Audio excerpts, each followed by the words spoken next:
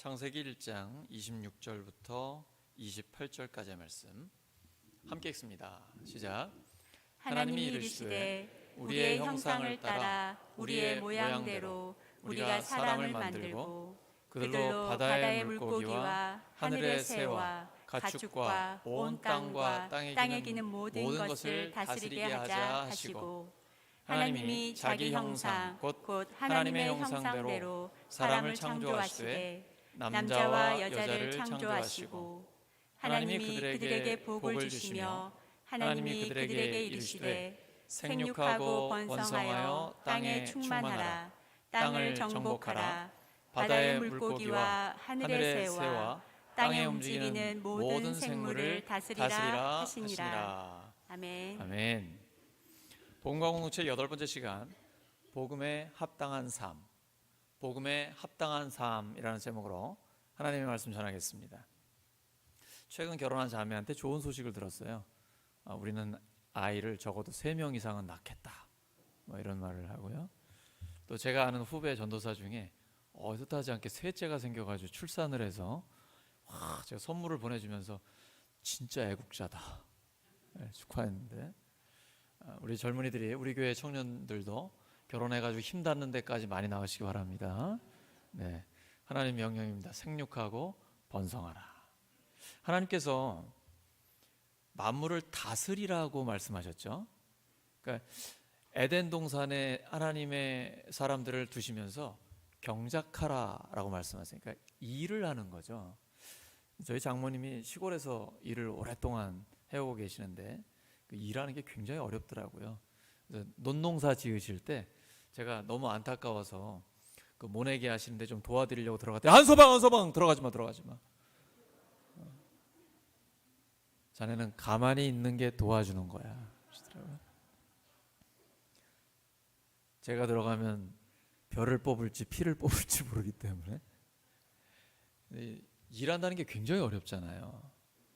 일을 하실 때 여러분 어떻게 기쁨으로 기뻐하면서 하십니까? 아니면 마지못해 먹고 살기 위해 하십니까? 기뻐서 하십니까? 근데 땀 흘려 일해야, 수고해야 먹고 살 수 있고, 또 내가 죄 짓고 나서 일한다는 게 참 저주스럽다, 어쩔 수 없다, 혹시 이렇게 생각하시는 분 계십니까?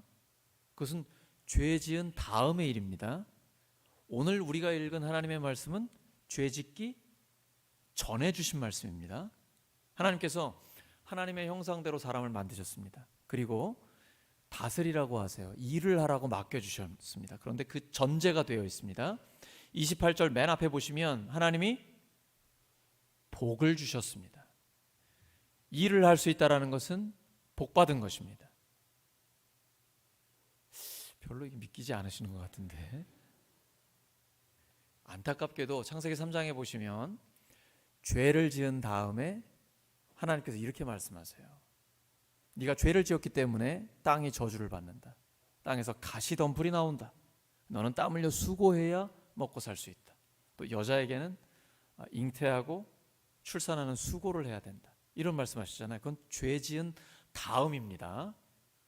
이 죄의 문제를 해결하기 위해 하나님이 사람이 되어 오셨습니다. 그분이 바로 예수님이시죠. 예수님이 우리의 죄를 씻기 위해서 십자가에서 대신 죽어주셨습니다. 그리고 3일 만에 다시 살아나셔서 영원히 우리와 함께 하십니다. 이제 죄와 죽음의 권세를 완전히 없애주시고 저주를 끊어버리셨습니다. 이제 예수님을 믿는 사람은 하나님의 형상이 회복됐습니다. 그러므로 우리가 일을 한다는 것은 복받은 것입니다. 일터에서 일을 할 때, 가정에서 가사 일을 할 때, 또 교회에서 맡겨진 일을 할 때, 이 모든 일들이 하나님께서 우리에게 복을 주시는 하나님의 일인 것입니다. 제가 이런 얘기를 했더니 제 아내가 별로 탐탁지 않아 합니다. 왜 그럴까요?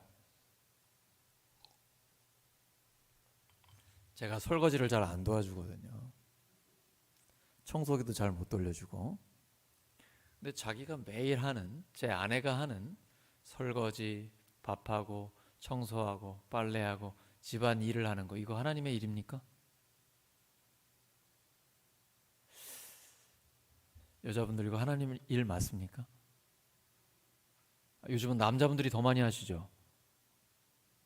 네, 여러분, 하나님이 창세기 1장 1절에 보시면 태초에 하나님이 천지를 창조하시니라 해서 창조하시는 일을 하셨잖아요. 그 다음에 그냥 버려두셨을까요? 아닙니다. 골로새 1장 17절을 보시면 수니스타오라는 헬라어가 나오는데 이게 존재한다는 뜻이에요. 무슨 말이냐면 만물이 하나님 안에 존재한다라는 거예요. 그 말은 하나님이 창조하시고 나서 유지하시고 관리하십니다. 이 큰 우주 만물을 하나님이 관리하시고 유지하지 않고 그냥 내버려 두셨다면 어떻게 됐을까요? 큰일 났겠죠. 어떤 분들은 왜 하나님이 관리하시는데 여전히 전쟁이 있고 이런 마귀의 역사가 있으며 이런 죄악된 세상이 그대로 있는가라고 말씀하시는데, 하나님이 전체적인 관리를 하십니다. 그 안에 죄가 있는 것이죠. 타락한 천사가 마귀가 되어 아직 지옥에 가기 전에 이 땅에서 그 잔당들을 데리고 일하고 있는 거예요. 물론 예수님의 십자가와 부활로 완전한 승리를 이미 이루셨습니다. 하지만 아직 완성된 건 아니죠. 언제 완성됩니까? 예수님이 다시 오실 때, 우리가 사도신경 할 때 우리가 믿는 신앙의 내용이 그 안에 다 들어있습니다. 예수님이 다시 오시면 완성됩니다. 그래서 2차 세계대전 때 노르망디 상륙작전을 하면서 결정적으로 승리를 했죠. 근데 아직 그 안에 잔당들이 남아있잖아요. 그러면 육군이, 병사들이 들어가가지고 완전히 다 없애버리고 그 다음에 깃발을 꽂아야 승리가 완성되는 것이죠. 그래서 예수님의 십자가와 부활을 통해 우리가 이미 구원받았습니다. 그런데 예수님이 다시 오셔야 이거의 완성이 되는 거예요. 그러니까 아직 완성되지 않은 이미와 아직의 그 중간 단계를 우리가 살아가고 있는 거예요. 예수님의 십자가에서 마귀의 허리를 끊어버렸어요. 완전히 죽었습니다.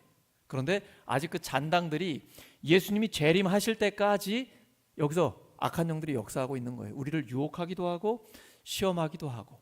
이미 승리했지만 완성될 때까지 예수 그리스도의 이름으로 계속해서 우리가 악한 영들을 대적하며 승리하면서 나아가는 거예요. 그런데 이건 우리가 싸우는 게 아니고 이미 주님께서 승리하신 것을 우리가 얻으면서 먹으면서 나아가는 거예요. 주님께서 이미 승리하신 것을 우리가 하나하나 계속 열매를 따면서 나아가는 것입니다. 그래서 이미와 아직 그 사이에 우리가 살아가고 있는 거예요. 그래서 스데반은 그걸 광야 교회의 생활이다라고 이야기합니다. 그러므로 교회와 가정과 일터에서 하나님이 우리에게 맡기신 그 일을 하고 있는 거예요. 대표적인 게 유지하고 관리하는 것입니다. 그 중에 서비스업이 있죠. 예를 들어 식당이 있습니다. 그러면 늘 설거지하고 또 음식을 준비하고 대접하고 그 다음에 또 다시 설거지하고 청소하고, 가사일도 마찬가지예요. 해도 표도 안 나지만 유지하고 관리하는 그 일을 하나님이 맡겨주신 것입니다. 그러면 치유와 회복의 하나님은 어떤 일을 사람에게 맡기셨을까요? 사회복지사가 있습니다. 그러면 장애우들 또는 노인 요양 보호사가 있죠. 그러면 병든 노인들, 거동을 잘 못하는 분들, 이런 분들을 도와주는 거죠. 또 말씀을 들어드리면서 위로해 줍니다. 의사와 한의사, 간호사 같은 의료진들, 정신적으로, 육체적으로, 정서적으로 병든 분들을 치유해 주십니다. 또 법조인들은 정의를 바로 세웁니다. 이게 바로 하나님의 치유, 회복하시는 일을 사람에게 맡겨주신 거예요. 그 외에도 우리가 하고 있는 모든 일들을 하나님께서 맡겨주셔서 그 일을 하고 있는 겁니다. 교회와 가정과 일터에서. 제가 이렇게 성경에 근거해서 아내에게 말했더니 그 다음부터는 말은 안 하더라고요. 가사 일도 하나님의 일을 하는 것입니다. 우리의 모든 삶의 자리가 하나님께서 우리에게 맡겨주신 그 일을 하고 있는 것입니다. 그래서 주일에 하나님의 말씀을 들으면 내가 그러면 지금 무엇을 해야 하는가, 이 질문을 던지셔야 돼요. 참 좋은 말씀이네요. 교훈이 됩니다. 은혜가 됩니다. 여기서 멈추면 안 되고요.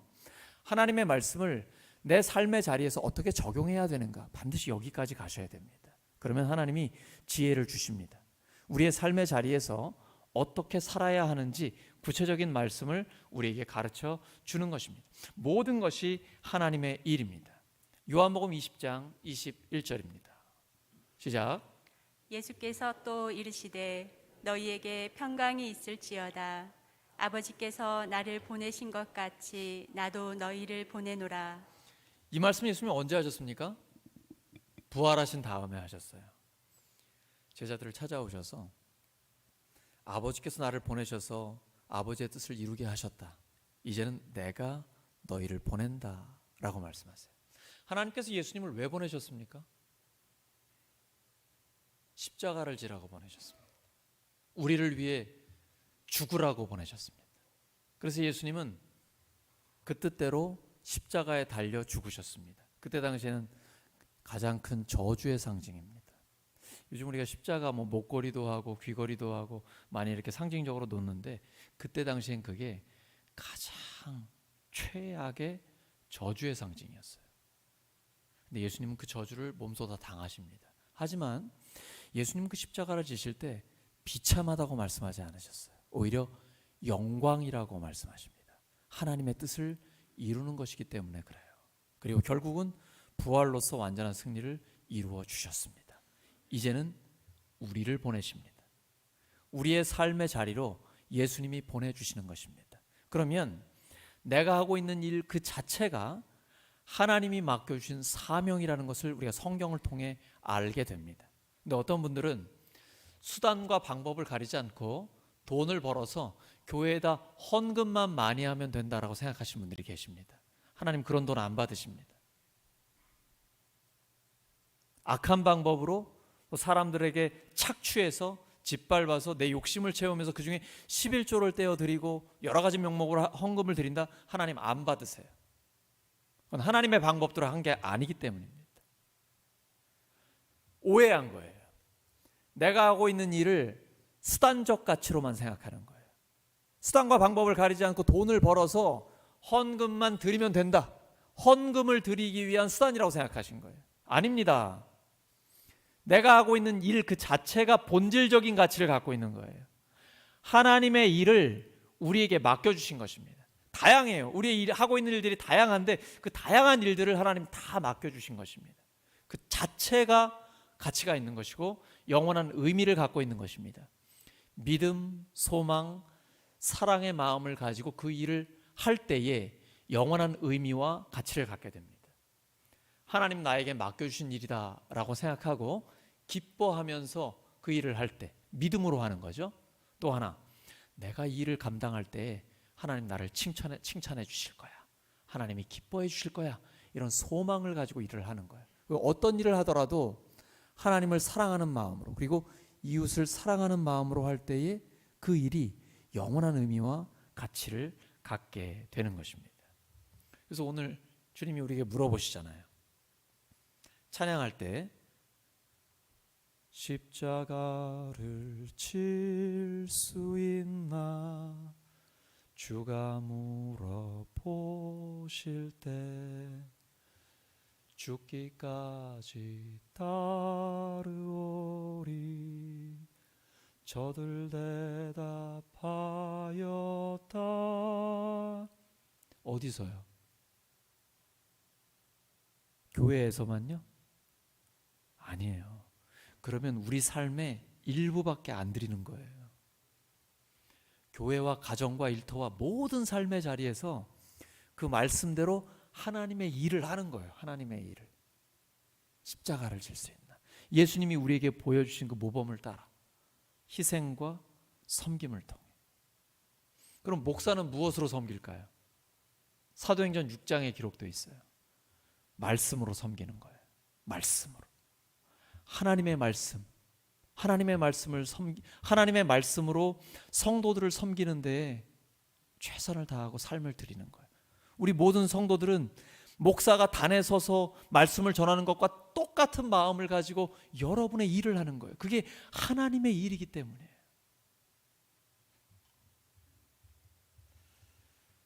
요한계시록 21장 5절입니다. 시작.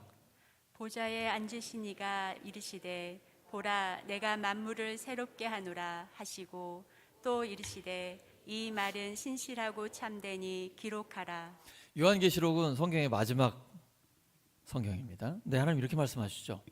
내가 만물을 새롭게 하노라. 처음에 태초에 하나님이 천지를 창조하셨습니다. 근데 이제 마지막에는 만물을 새롭게 하는 창조적인 일을 하고 계신 거예요. 하나님은요, 일하시는 하나님이세요. 게으른 자는 하나님 나라에 없어요. 하나님은 일하시는 하나님이에요. 그래서 예수님께서도 아버지께서 지금까지 일하시니 나도 일한다. 언제요? 안식일에, 쉬는 날인데, 주일에. 주일에 무슨 일을 해요? 하나님이 기뻐하시는 일, 생명을 살리는 일, 하나님이 우리에게 맡기신 그 일을 하는 거예요. 그리고 평일에도 하나님 맡기신 그 일을 하면서 우리가 고생이 많잖아요. 너무 힘들잖아요. 우리 성도들 제가 신방에 보면 직장에서 얼마나 어려운지 몰라요. 제일 힘든 게 인간관계더라고요. 또 급료가 좀 인상돼야 되는데 이런 부분들, 또 진급해야 되는 거, 아니면 자존심 상하는 이런 처자식 먹여 살리려고 참으면서 일하는 거, 뭐 이런 고통들 정말 많아요. 힘들잖아요. 근데 그 자리에 하나님이 함께 하십니다. 우리가 하고 있는 그 일이 바로 하나님의 일이기 때문이에요. 하나님은 창조적인 일을 우리에게 맡겨주셨어요. 그래서 하나님이 하나님의 형상대로 우리를 지어주셨잖아요. 우리에게 있는 하나님의 형상이란 뭘까요? 하나님의 뭘 닮은 거예요? 창조적인 일을 할 수 있는 거예요. 그리고 사랑의 능력이 우리에게 있어요. 공의로운 일을 할 수 있는 거예요. 또 성령의 열매를 보시면 사랑, 기쁨, 평화, 오래 참음, 자비와 선함, 신실함과 온유와 절제, 다 예수님의 성품이죠. 이게 바로 하나님의 형상이에요. 하나님 눈에 보이시지 않잖아요. 그래서 예수님이 이 땅에 오셔서 보여주신 것입니다. 근데 지금 예수님 눈에 안 보이잖아요. 하나님의 말씀으로 보여주신 거예요. 근데 주님이 부활 승천하신 다음에 약속하셨어요. 성령을 너에게 보내주시겠다. 예수님을 믿는 사람은 이미 우리 안에 성령님이 계십니다. 그러다 보니까 자연스럽게 성령의 열매가 맺혀져요. 그렇게 안 하려고 하는데 점점 예수님을 닮아갈 수밖에 없다니까요. 나도 모르게 말이에요. 여러분, 나 자신을 보면 신기하지 않습니까? 점점 더 예수님을 예수님 닮은 게 그거밖에 안 돼요? 많은 사람들이 교회를 비판하고, 난 예수 믿는 사람들 때문에 교회 가기 싫다 이런 말씀하시는데요. 몰라서 그러는 거예요. 예수님 믿어서 그래도 그 정도 된 겁니다. 우리 안에 성령님이 역사하시기 때문에 이렇게 변해가는 거예요. 놀랍지 않으십니까, 여러분? 교회가 변해가고 있고 우리 한 사람 한 사람이 계속 변화되고 있어요. 우리 안에 성령의 역사가 있기 때문이에요. 기대하십시오. 저는요, 너무 항상 기대해요. 1년 뒤에 나의 모습이 어떻게 될까? 여러분, 그런 기대와 소망이 있으십니까? 왜 이렇게 적어요? 여러분, 1년 뒤에 여러분의 모습이 얼마나 놀랍게 변화될지 여러분 기대가 되십니까? 옆 사람 축복하시기 바랍니다. 1년 뒤에 당신의 모습이 나는 정말 기대가 됩니다.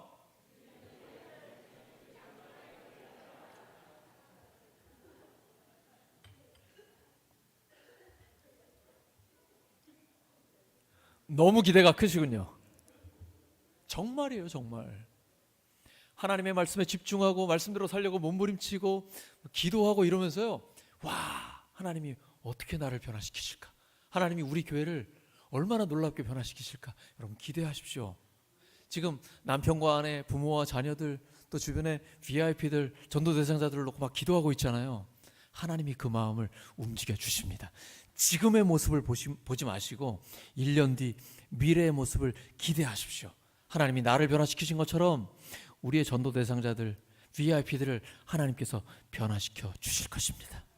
근데 우리에게 하나님이 말씀하시는 것은 모든 삶의 자리에서 하나님의 일을 감당하라는 거예요. 사람 눈치 보지 말고 늘 하나님 앞에서 살아가라는 거예요. 이 말씀입니다. 골로새서 3장 23절과 24절입니다. 시작. 무슨 일을 하든지 마음을 다하여 주께 하듯 하고 사람에게 하듯 하지 말라. 이는 기업의 상을 주께 받을 줄 아나니 너희는 주 그리스도를 섬기느니라. 아멘.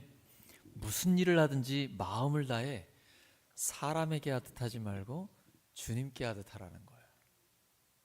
자, 제가 지금 예배를 드리고 있습니다. 제가 지금 사람들이 눈에 보일까요? 오직 하나님만 보일까요? 조금 더 쉬운 질문을 드리겠습니다. 제가 이렇게 많은 사람들과 함께 있을 때 더 경건해 보일까요? 아니면 저 혼자 있을 때 더 경건해 보일까요? 많은 사람들이 있을 때요? 사람들에게 보이려고? 어떻게 이렇게 격하게 끄덕거리면서 너무 하시는 거 아니에요? 맞습니다. 맞아요. 저는 저를 알아요. 사람들이 보고 있으면 그래도 제가 목사잖아요. 목사답게 보이려고 애를 씁니다. 혼자 있으면 일단 긴장이 풀립니다. 집에 있으면 더 풀리고요.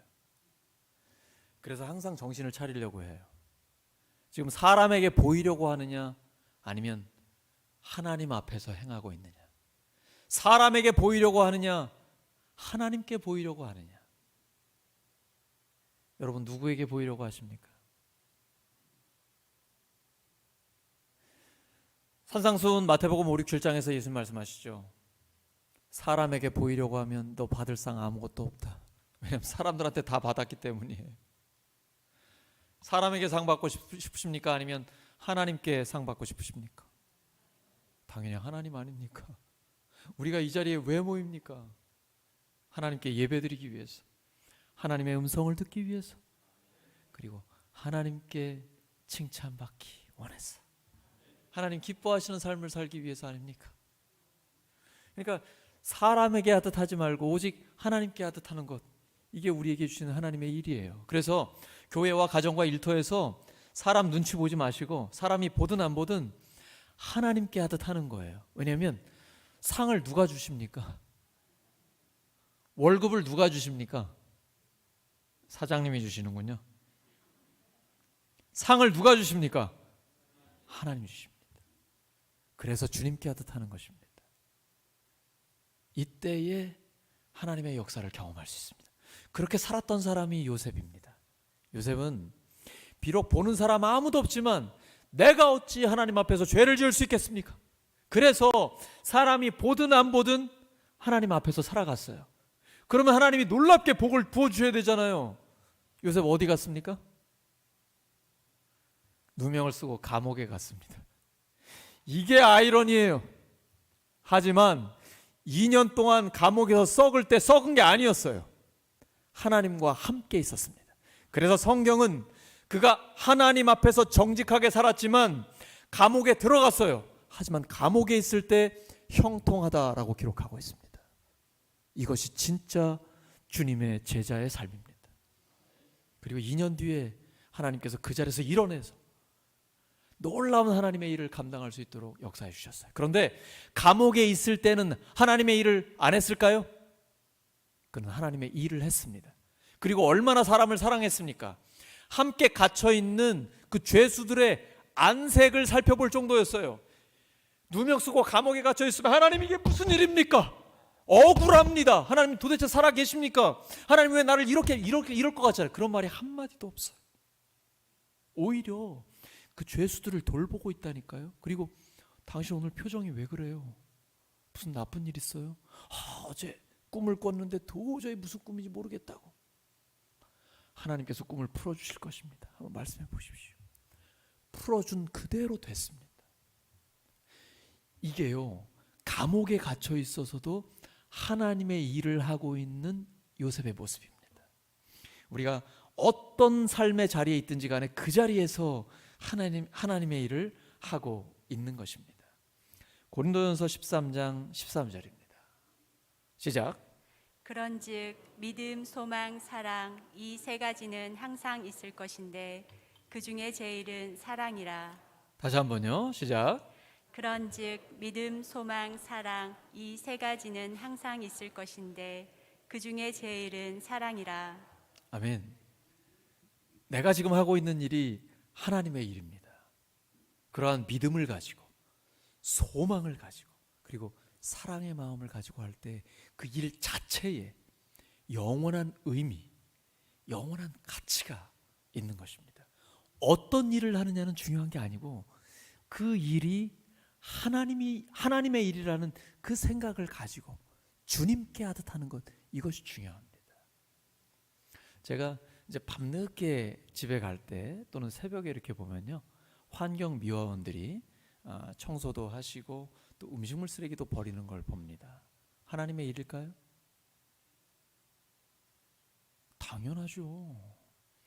하나님이 만드신 이 큰 세상 가운데 일부분을 깨끗하게 유지하는 하나님의 일입니다. 제 아들이 카페에서 설거지를 합니다. 하나님의 일일까요? 그럼요. 하나님이 맡겨주신 그 일을 거기서 성실하게 하고 있는 것입니다. 중요한 건 내가 일을 할 때 하나님의 그 큰 그림, 우리 선교라고 하고 하나님의 미션이라고도 합니다. 하나님의 큰 그 선교, 미션 안에 내가 작은 부분, 일부분을 감당하고 있다. 항상 그 생각을 하셔야 돼요. 그게 바로 하나님이 나에게 맡겨주신 바로 그 일입니다. 믿음, 소망, 사랑을 가지고 그 일을 할 때에 그 일이 영원한 의미, 영원한 가치를 지니게 되는 것입니다. 저는 우리 교회 성도들이 영원히 살아있는 부자가 많이 나오기를 바랍니다. 아멘이 좀 커졌네요. 그래도 많이 좋아졌습니다. 다시 한번, 저는 우리 교회 성도들이 영원히 살아있는 부자들이 많이 나오기를 예수 그리스도로 축원합니다. 많이 나올 거예요. 영원히 살아있는 부자란 어떤 부자일까요? 자기 욕심만 채우는 사람 아니에요. 안목이 달라요.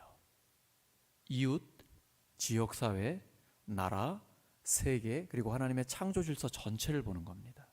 그러면서 지속 가능한 세계를 위해 하나님의 일을 하고 있다, 이 생각을 가지고 일을 하는 거예요. 사업을 하건 직장 생활을 하건 학생이건 모든 삶의 자리에서 그런 생각을 가지고 하나님의 일을 하는 거예요. 스케일이 굉장히 커요. 내 욕심만 채우는 게 아니에요. 하나님의 영광을 위해서 이 전체적인 생각을 하면서 하나님 쓰임 받기를 원합니다. 그래서 점점 더 하나님이 부자가 되고 복을 주면 줄수록 가난한 사람들을 살리고, 어떻게 하면 청년들을 살리고 다음 세대를 세우고, 이런 일들에 관심을 많이 갖는 거예요. 그래서 지속 가능한 세상을 만들기를 원하는 것입니다. 하나님께서는 우리 교회를 통해, 우리 성도들을 통해 그 일을 이루어 주실 것입니다. 가난한 자를 돌보는 게 하나님의 일입니다. 그리고 가난한 자를 돌보는 게 곧 부자를 돌보는 겁니다. 왜 그럴까요? 우리가 동남아나 가난한 나라에 단기 선교를 가보면, 또 그곳에서 생활하다 보면 잘 알아요. 부자들은요, 저택이 있고 그 안에 수영장이 있고요, 엄청나게 커요. 그런데 안전하지 않으니까 부자들끼리 모여가지고 마을을 크게 이룹니다. 그리고 그 경계선에다가 보디가드들을 다 둬요. 총을 들고 서 있게 합니다. 아무나 못 들어가요. 왜 그럴까요? 본인들도 위협이 느껴지는 거예요. 왜냐하면 가난한 사람들은 너무 가난해요. 물가에 간신히 초가집 같은 거 나무 세워놔요. 그럼 비만 좀 많이 오면 그냥 그대로 무너집니다. 먹을 게 없어요. 그러니까 우리가 단기 선교를 가면요, 그냥 헌 옷들 깨끗하게 빨아서 가거나 뭐 학용품 같은 거, 요즘요 교회에서 어린이들이나 우리 다음 세대들 그런 거 주면요 오지도 않아요. 그리고 뭐 대단한 거 줘도요 그렇게 별로 좋아하지도 않아요. 뭐 유기농 비싼 거, 이렇게 좋은 거, 우리 할아버지 할머니들 돈 많이 있어야 되죠. 손주들 사주려면 엄청 많이 들어가잖아요. 근데요, 가난한 나라에 선교를 가보면요 금방 알아요. 때로 몰려옵니다. 때로. 근데 그 안에 분노가 있습니다.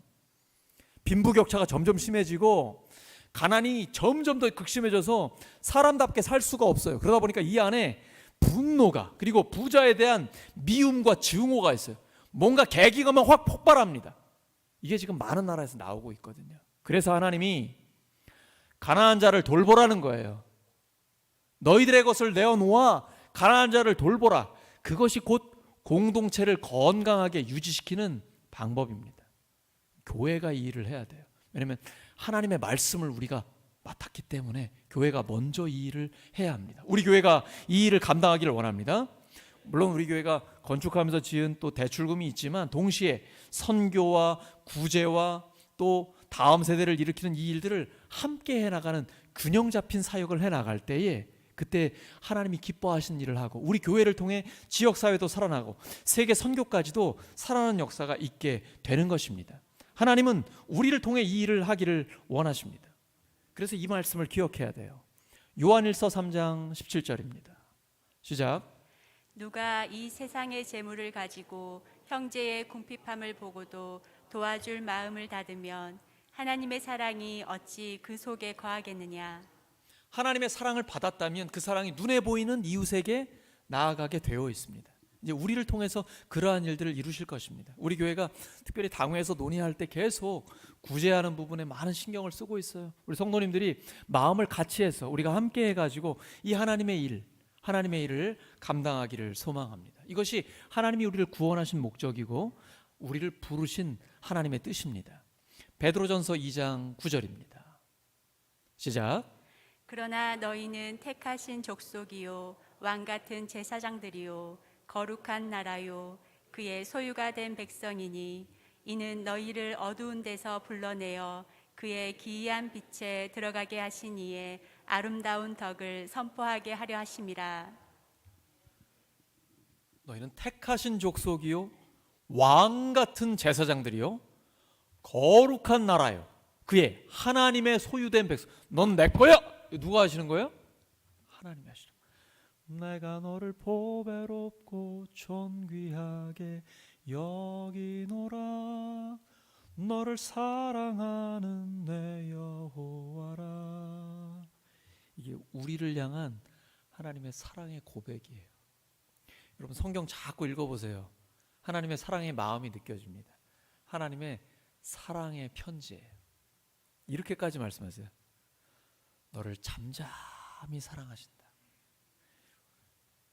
할아버지 할머니들 말씀 들어보면요, 자식 키울 때는 너무 힘들고 고생스럽기만 했는데 아이를 키운다라는 게 얼마나 큰 기쁨인지 잘 몰랐는데 손자 손녀들을 보니까 그렇게 사랑스러울 수가 없다고, 그렇게 예쁘다고 이렇게 말씀하세요. 눈에 넣어도 아깝지 않고 막 어떻게 하면 안아주고, 그게 손자 손녀를 향한 사랑이잖아요. 근데 하나님이 그렇게 우리를 사랑하세요.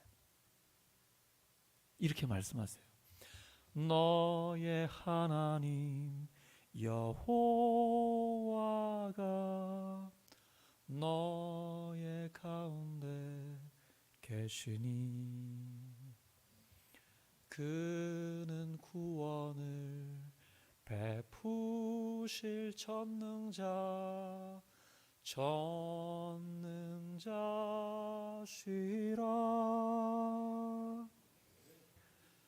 그가 너로 인하여 기쁨을 이기지 못하시며 너를 잠잠히 사랑하시며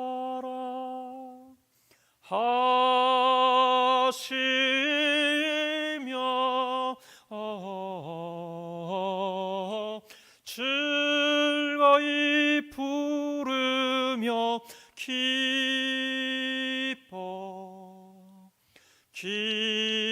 기뻐하시리라. 다 같이 즐거이 부르며 기뻐하시리라.